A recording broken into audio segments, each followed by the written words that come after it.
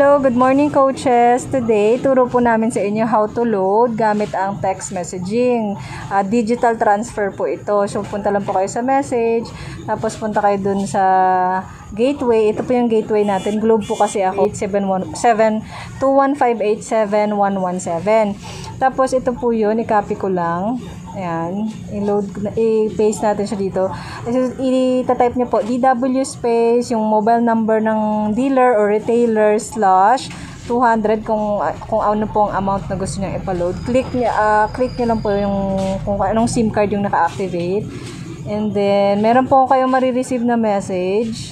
Ayan, sasabihin niya, "Hi Gemma, you have requested," meaning, nire-request mo na mag-transfer ka. So, ngayon sabi niya, you need to send transfer to the gateway. So, babalik po tayo dun sa gateway. Tapos po, lagay po natin yung word na transfer. And then, send. Ayan.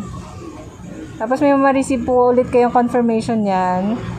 Yan. Sasabihin niya, yan. Great, you have successfully transferred 200 digital wallet 209, yan, kung sinong number po yung tinransferan nyo, then yung balance ilalagay niya rin po dyan. Ganun lang po ka-easy. Thank you so much. I hope it